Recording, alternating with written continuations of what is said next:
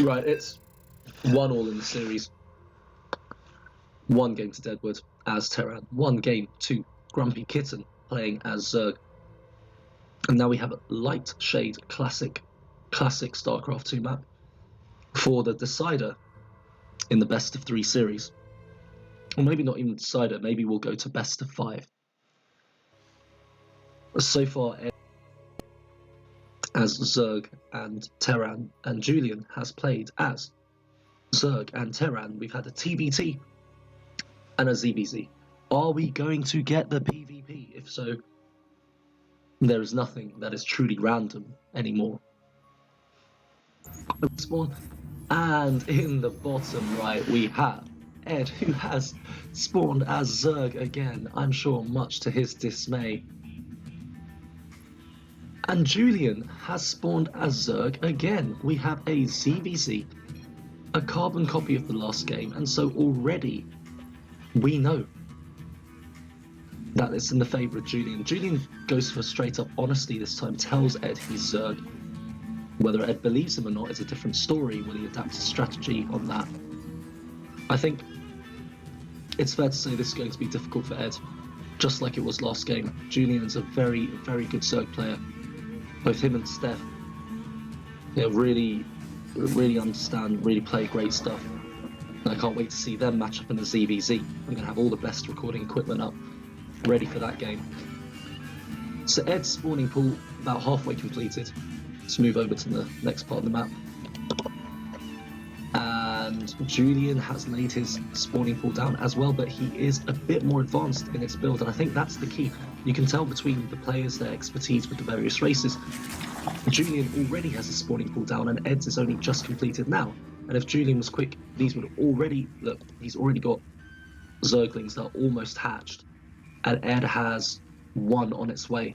And that's just the difference. By the 1 minute, 30 seconds, Julian has already got ahead just from the timings. He's got in slightly earlier on the pool, slightly earlier on the lings, and he's committed them. Look, that's how quickly you can get 6 lings out and across the map. Now, Ed will see this. His Overlord will scout it. The question is whether he was looking at the mini-map or the Overlord as the lings passed. I think he's seen it, but I'm not sure if he's going to be able to engage with it. He went up, he cancelled this, except should he have cancelled it, because now he just has a drone sitting there, which will be taken out. Probably better if he kept it as a base. And this time I don't think Julian's going to hesitate. He's going to push into Ed's main base, but Ed has made more lings, and he's got plenty, although here I don't know why he's taken the lings. He needs to engage. He doesn't want to lose any drones at this point. Ooh, but he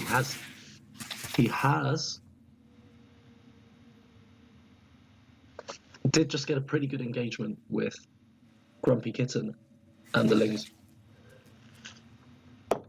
And this time Ed thinks he's going to push. But I think we're seeing what happened in the last game. Julian is now going to trap Ed in his base. He can match him lings for lings if Ed chooses to build more. Ed does have a queen, but a queen's slow. So Julian, if he just takes up the right position, he's trying to engage here. Overall, probably not the best idea. I think he probably ended up a bit weaker out of that, but he didn't know. Right. Critical numbers. Now, if Ed has decided that he's made enough lings and he doesn't want to reinforce, then he's in trouble, but he's reinforcing. They're both going heavy ling, and this goes to show these two players are working each other out. They are really sussing each other out. Neither is out thinking the other. They're guessing correctly what the other's going to do. But obviously, from Ed's point of view, he'd rather that this setup was happening over here, because in terms of map position, he's stuck.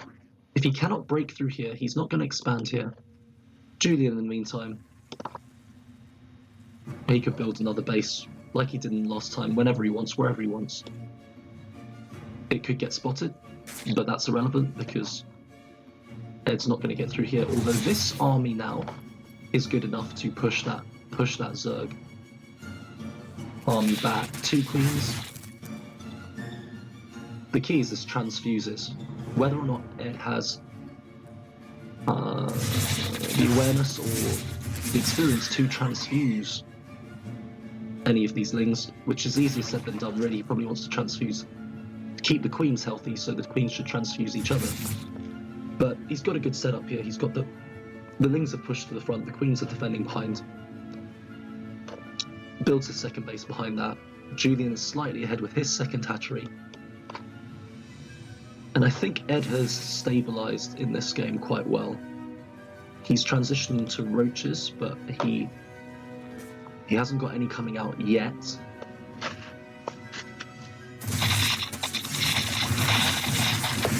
Oh, but Julian gets an incredible surround.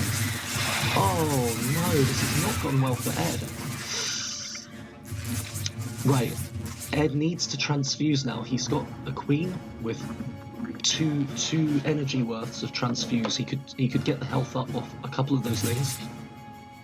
But yeah, I think that engagement took him by surprise. I don't know how Julian got the surround. If there was a hotkey for that, he got the concave, surrounded Ed. Obviously, then he had a greater surface area to attack on. And this might not be Ned's favour because his base has gone down, but of course the creep benefits Julian as well. The creep is also going to speed up Julian's lings. The roaches are out though, and Julian bypasses the roaches, goes into the main, but I think this is going to get cleaned up really easily. In fact, Ed has got all these roaches. The lings, I think Julian's just going to try and get some drones and accept that he's going to lose those lings, but incredible surround by Ed. Great micro on those drones. Kills off those lings, and I don't think the lings got more than maybe a couple off units. Let's see if there's a way for me to view the kill count for both players at the moment. I should be able to. I'm an observer. Ah, here we go. Here we go. We're learning new things. Right. Units lost. Julian has lost more units than Ed.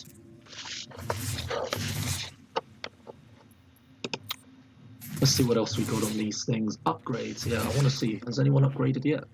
Ling speed for both players, but that's all we've got. What else? Effective actions per second, so things that they're doing that are actually useful. Ah, Julian has an average of 111 EPM compared to Deadward's 72. That's quite a difference. I mean, his finger speed is much quicker.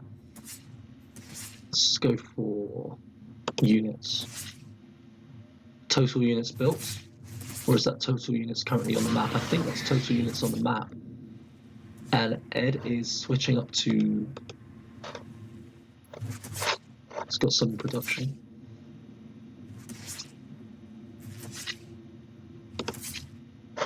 Now, that's pretty good, the production tab. Obviously, Julian felt he was... Deadwood felt he was supply blocked because he's just going for 3 overlords at this point. Whereas Julian has decided to match Ed. He's going roach as well. So let's get back to the game. This is a great push from Ed. I think in this though, he'd like a few more Ravagers in this composition probably. Some of these roaches would do better as Ravagers, but I would not morph them in this spot. That's very vulnerable. And Julian is in fact upgraded to Ravagers.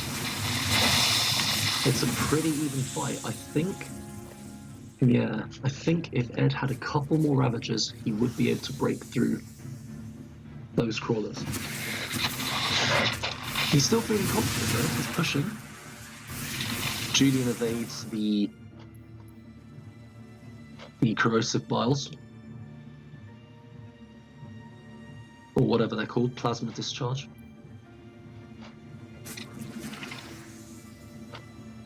We haven't checked in on the macro for a while.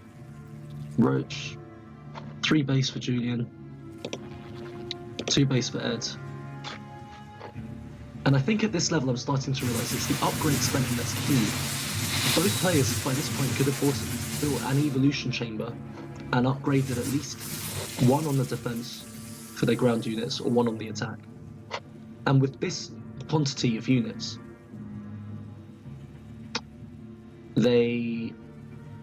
that would be a considerable advantage, all of these getting a 1 upgrade versus an equivalent army from the other team, and you win the engagement. Ed's retreating his queens extremely slowly to his bases. Okay, he's going defensive, so he wants to protect. He's going for a lot of static defense. Does that mean he is transitioning to something else?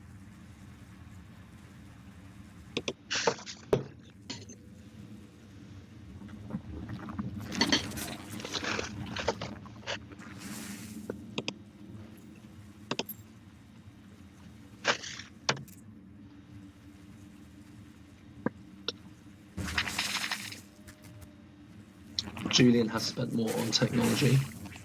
Ed has spent more on the quantity of units itself, so you think they probably balance each other out more or less.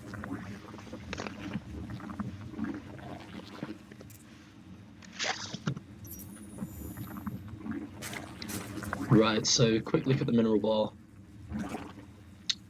Julian is definitely mining more minerals, and Ed is mining more gas.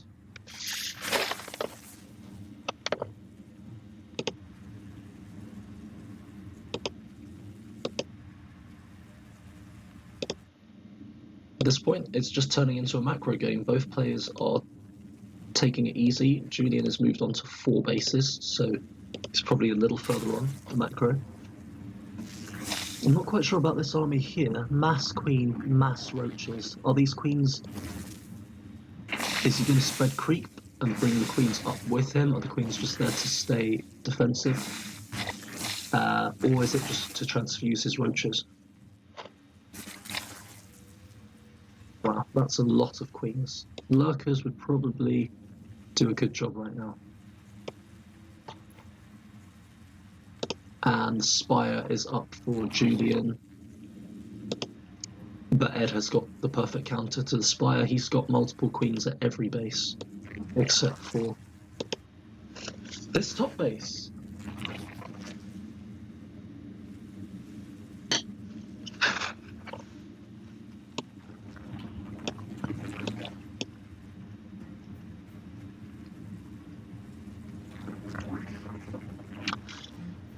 So I just had to take a little break there to have some melon, to rehydrate the vocal cords. And time for a big push across the map from Ed. Look at those roaches go.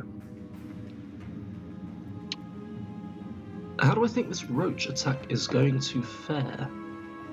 Well, he's definitely going to be able to take this base out if he ends up going there. Roaches are very tanky, so 4 mutas.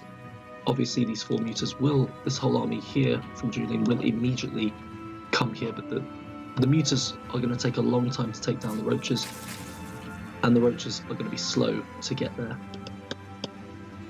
Julian has launched I would say it's more of a scouting mission. Has he seen these roaches? I'm not sure. Runs past all of the defences, but he is going to leave these queens, and those lings are gone. You know, I'm liking this position for Deadward. I am liking it. That's strange. He didn't push. Oh, okay, he was waiting for a larger army. This pace is going down. 100% the space is going down. Is Julian going to react? Is he going to No, I think he's just going to let that base fall. Got to avoid those broodlings. And now Ed, yeah, Julian's retreating. His army is not in good shape for this, and Ed should certainly try and take out the second base. Although he does need to take out... No, I think Ed's got the second base as well. And let's see what impact that's now had on the economy.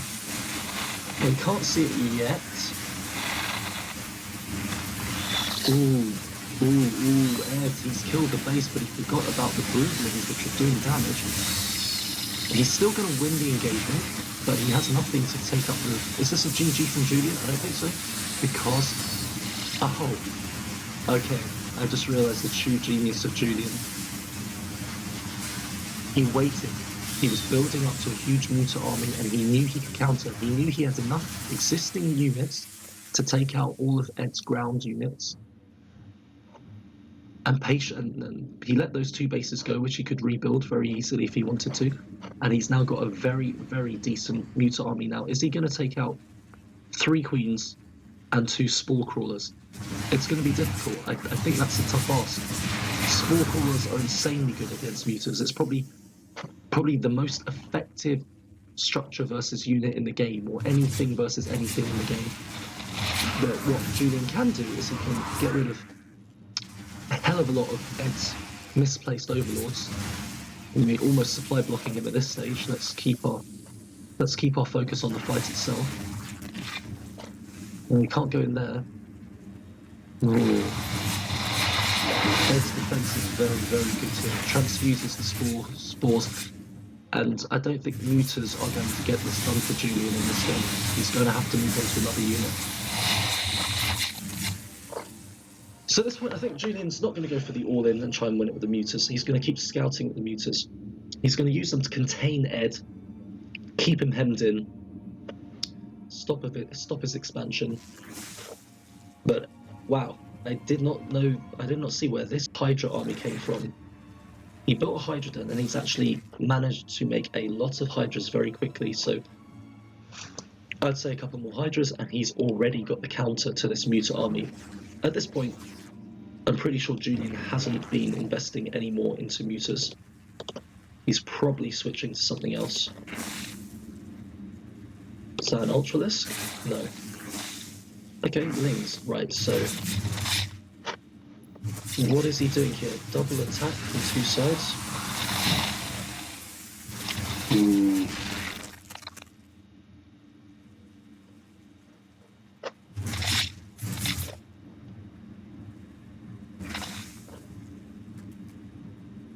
I really think at this point both players could have spread their creep more to get a bit more vision, to have the advantage of being able to run their units into the battle faster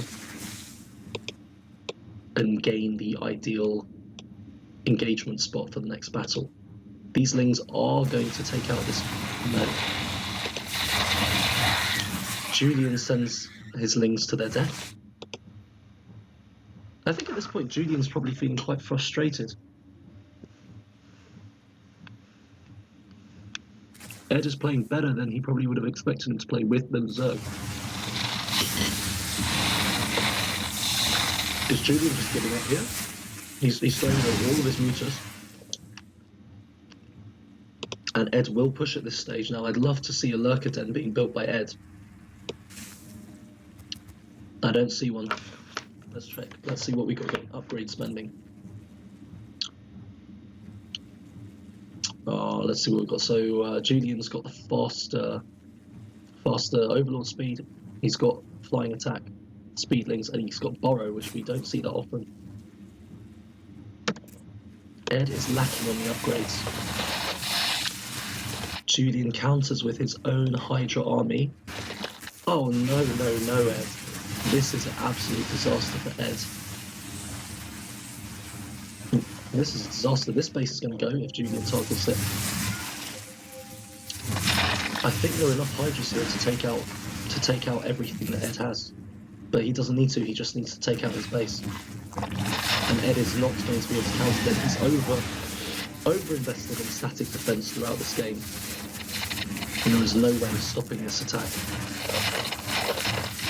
Tries to come in here, I just don't think that's enough. Unless he's incredible with his Queen Transfuses, he is not going to take down his army. I think we're going to see a GG in 3, 2, 1, 0, 5, 4.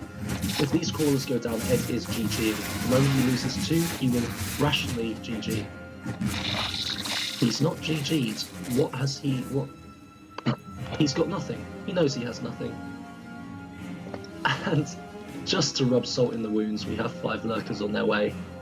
Not just 5 lurkers, but an insane number of hydras, all with this really... Did he pay for this skin? Because they look incredible. I do not want to play Julian in a ZVZ.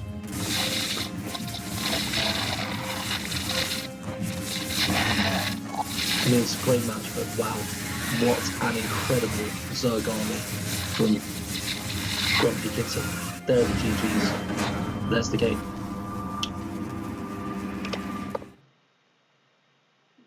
Well, there we go. The games have gone to form so far. The players have won when they've played their relatively stronger races. Julian is up 2-1 in the series against Ed.